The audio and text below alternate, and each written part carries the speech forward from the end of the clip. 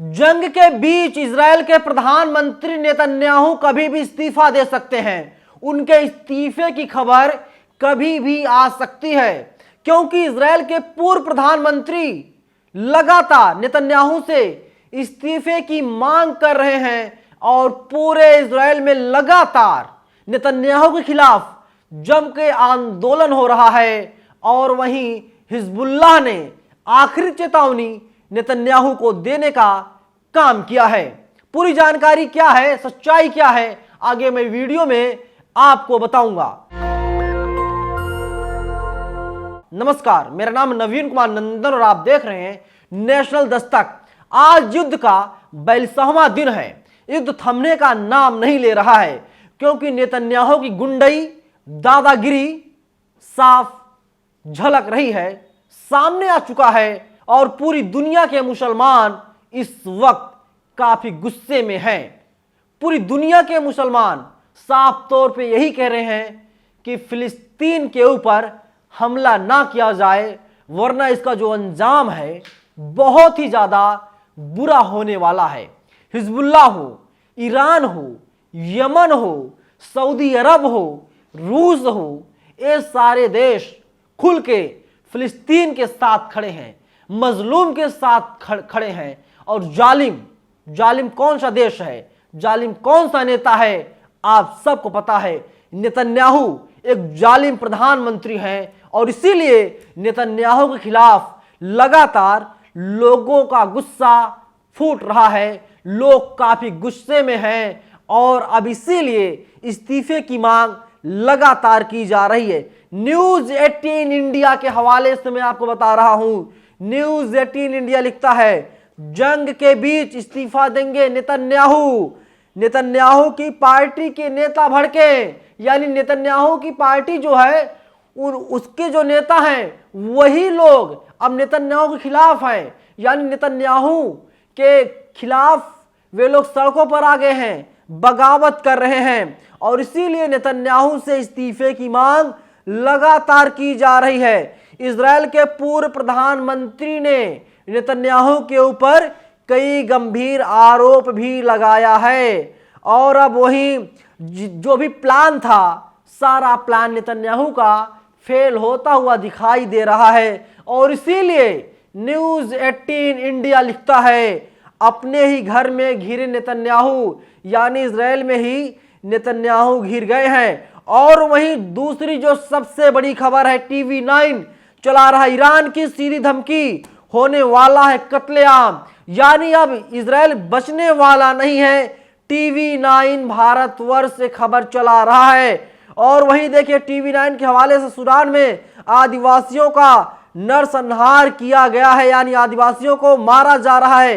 अब तक 4000 से ज्यादा आदिवासियों को मार दिया गया है और कई आदिवासी ऐसे हैं जिनको जिंदा दफनाने की कोशिश की जा रही है। हिजबुल्लाह के ऐलान से नेतन्याहू की नींद उड़ गई है। और वहीं आप देखिए हूती की इजरायल को बड़ी धमकी, यमन रूस के बाद अब हूती जो है वो भी सामने आ गया और हूती ने इजरायल को धमकी दी है, सबसे बड़ी चेतावनी जारी की है, क्योंकि हिजबुल्लाह के पास सबसे ज्यादा खतरनाक हथियार है। और वही देखिए इजरायली शिप पर हमले की चेतावनी जारी की गई है। इजरायल को ऑल आउट वार की चेतावनी दी गई है।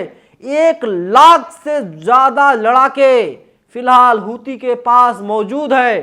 5 लाख लड़ाके ईरान के पास है, 1 लाख से ज्यादा लड़ाके हूती के पास है, यानी चौतरफा नेतन्याहू घिर गए हैं। और अगले कुछ ही घंटों में या अगले कुछ ही दिनों में इजरायल के प्रधानमंत्री नेतन्याहू इस्तीफा दे सकते हैं, नेटवर्क 18 कह रहा है। और वही देखिए इजरायल के खिलाफ हिजबुल्लाह का घातक प्लान। हिजबुल्लाह के पास भी 1 लाख से ज्यादा प्रशिक्षित यानी ट्रेनिंग ले चुके लड़ाके मौजूद हैं और कभी भी हमला कर सकते। हिजबुल्लाह के पास बहुत ही ज्यादा खतरनाक हथियार है। और वहीं इजरायल पर हूती ने हुंकार भरी है। हूती ने कहा है कि अगर हमारी सीमा लगी होती तो हम आईडीएफ का खात्मा कर देते, यानी इजरायल की जो सेना है उसका खात्मा जो है कि हूती कर देता। हूती ने हुंकार भरी है, हूती काफी गुस्से में है और चेता रहा, चेतावनी दे रहा है। और अब वही आप देखिए कि हूती लगातार चेता ही रहा है और ऑल आउट वार की बात कही गई है। और हिजबुल्लाह ने कहा है पड़ोसी देशों से रास्ता दे दिया जाए और सीधा हमला इजराइल के ऊपर किया जाए। जमीन हो, आसमान हो, समुद्र हो, चाहे कुछ भी हो, यानी जल, थल और नभ, सभी जगहों से इजराइल के ऊपर हमला किया जाएगा। तीसरा जो विश्व युद्ध है वो अब बहुत ही ज्यादा उसकी डेट करीब आ गई है।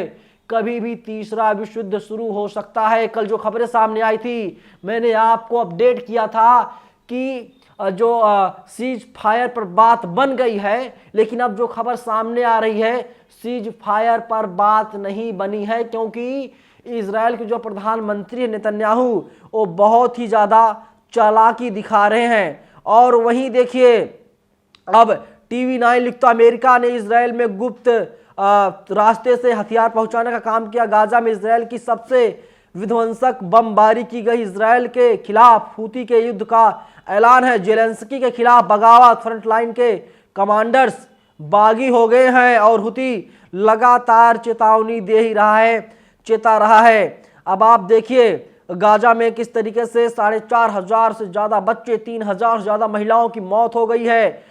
बुलडोजर से हटाई जा रही हैं गाड़ियां। हमले में 3 की मौत, 1 की हालत गंभीर। प्रदर्शनकारियों ने पुलिस को घसीटा है। हमास के खिलाफ कई जगहों पर विरोध प्रदर्शन इजराइल में खैर हो रहा है। और वहीं देखिए जो है कि आज रात जो बाइडेन से मुलाकात की जा सकती है। 4,000 से ज़्यादा ट्राइबल्स की हत्या की गई है। कई बच्चों को जिंदा दफना दिया गया है। ऐसी खबरें सामने आ रही हैं। और अल शिफा अस्पताल के पीछे किस तरीके से इजराइल छिपने की कोशिश कर रहा था और अब इजराइल की कोशिश पूरी तरीके से नाकाम होती हुई दिखाई दे रही है। और अब कभी भी सबसे बड़ी खबर यही है आज की, कभी भी इजराइल के प्रधानमंत्री नेतन्याहू इस्तीफा दे सकते हैं। पूरी दुनिया में नेतन्याहू के खिलाफ आंदोलन हो रहा है और वहीं दिल्ली में भी आंदोलन हुआ। जब तमाम आंदोलनकारियों से मैंने बातचीत किया तो आंदोलनकारियों ने साफ तौर पर यही कहा कि कुछ भी हो जाए, उन्हें जेल में डाल दिया जाए, फांसी की सजा दे दी जाए, लेकिन वे लोग फिलिस्तीन के साथ रहेंगे, इंसानियत के साथ रहेंगे, मानवता के साथ रहेंगे। लेकिन हमारे देश में जो आरएसएस के लोग हैं ये लोग मानवता के साथ नहीं हैं। ये लोग चाहते हैं कि मुसलमानों को खत्म कर दिया जाए, मुसलमानों को नष्ट कर दिया जाए। इसीलिए बजरंग दल वाले इजराइल के समर्थन में आंदोलन करते हैं और कहते हैं कि इजराइल तुम संघर्ष करो, नेतन्याहू तुम संघर्ष करो, हम तुम्हारे साथ हैं। लेकिन देश के मुसलमान हमेशा फिलिस्तीन के साथ खड़े हैं और खड़े रहेंगे। दिल्ली में तमाम मीटिंग्स की जा रही हैं, बड़ी बड़ी बैठकें की जा रही हैं और इजराइल के खिलाफ प्लान तैयार किया जा रहा है, क्योंकि जो पानी था वो पानी अब सर के ऊपर बह रहा है। क्योंकि इतना क्रूर शासक है, इतना क्रूर प्रधानमंत्री नेतन्याहू है कि महिलाओं को, बच्चों को मरवा रहा है। जिन बच्चों ने जन्म नहीं लिया उन बच्चों को मारा जा रहा है। यानी बर्थ सर्टिफिकेट से पहले उन लोगों को डेथ सर्टिफिकेट थमाया जा रहा है। महिलाओं को किस तरीके से पीटा जा रहा है, सड़कों पर घसीटा जा रहा है। महिलाओं की लाशें सड़कों पर पड़ी हुई हैं। ऐसा तो हमारे देश में कभी हुआ नहीं, ना हम कल्पना कर सकते हैं। लेकिन जैसा फिलिस्तीन में हो रहा है, इजराइल कर रहा है। और वहीं अब जो खबरें सामने आ रही हैं, एक क्रूर शासक नेतन्याहू ये चाहता है कि बंधकों को रिहाई कर दिया जाए और एक तरफा डील हो जाए। ऐसा तो असंभव है साहब। इसीलिए तो सीज फायर की बात की जा रही थी कि चलिए अगर पूर्ण विराम नहीं लगा सकते हैं आप तो कम से कम अर्ध विराम लगा दीजिए। कुछ दिनों के लिए युद्ध को आप लोग रोक दीजिए। लेकिन यहाँ पर कोई तैयार ही नहीं है युद्ध को रोकने के लिए। जबकि लगातार जो महमूद अब्बास हैं, फिलिस्तीन के राष्ट्रपति हैं, वे चाहते हैं। और इजराइल के प्रधानमंत्री नेतन्याहू अलग ही अहंकार में हैं, अलग ही जोन में जी रहे हैं। उन्हें लग रहा बड़े ताकतवर हैं। लेकिन सच्चाई ये है कि नेतन्याहू की कुर्सी जाने वाली है। नेतन्याहू की पार्टी के नेता ही सड़कों पर उतर गए हैं और नेतन्याहू के खिलाफ ही जम के आंदोलन कर रहे हैं। और जो अंजाम है बहुत ही ज़्यादा बुरा होने वाला है। तमाम लोग कह रहे हैं कि नेतन्याहू को सड़कों पर लाया जाए और घसीटकर मारा जाए, क्योंकि दुनिया का सबसे ज़्यादा क्रूर शासक नेतन्याहू है। नेतन्याहू तो हिटलर को भी क्रॉस कर चुके हैं और ये लगातार आगे बढ़ रहे हैं, लोगों को मार रहे हैं, बेगुनाहों को मार रहे हैं। लेकिन हिजबुल्लाह, हुती और तमाम देश ऐसे हैं जो चेता रहे हैं नेतन्याहू को। नेतन्याहू, अभी आपके पास वक्त है, कुछ समय आपके पास बचा हुआ है, आप सुधर जाइए। चेतावनी भी आपको दी जा रही है, वरना अंजाम बहुत ज़्यादा बुरा होने वाला है।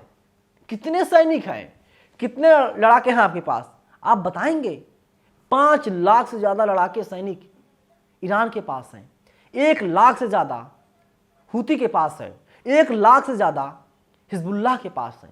अगर इन्हीं को जोड़ दिया जाए तकरीबन 7 लाख से ज़्यादा सैनिक हो जाते हैं। यमन की बात छोड़ दीजिए, रूस की बात छोड़ दीजिए और तमाम देशों की बात छोड़ दीजिए, आप कैसे लड़ेंगे? नहीं लड़ पाएंगे, आपको हार का सामना करना पड़ेगा। लेकिन अभी वक्त है नेतन्याहू, और इसीलिए इस्तीफे की मांग की जा रही है। और बेहतर यही होगा अगर आप इस्तीफ़ा दे देंगे। हो सकता है इजराइल की जनता जो आपके खिलाफ आंदोलन कर रही है, आंदोलन को ख़त्म कर दिया जाए। लेकिन आपको इस्तीफ़ा देना पड़ेगा। इजराइल के पूर्व प्रधानमंत्री इस साफ तौर पे कह रहे हैं, और नेटवर्क की टीम लगातार ये जानकारी देने का काम कर रहा है। और जो पूरी खबर है मैं आपको न्यूज़ 18 इंडिया के हवाले से बता रहा हूँ। पूरी खबर पर आप अपनी राय में कमेंट बॉक्स में जरूर बताइएगा। धन्यवाद। नेशनल दस्तक की आपसे गुजारिश है कि अगर इसको बचाना चाहते हैं तो नेशनल दस्तक को सब्सक्राइब करने के लिए रेड कलर के सब्सक्राइब बटन को दबाएं, फिर बेल आइकन की घंटी दबाएं। नेशनल दस्तक को बचाने के लिए बहुत जरूरी है कि हर खबर को शेयर करें, लाइक करें, कमेंट जरूर करें।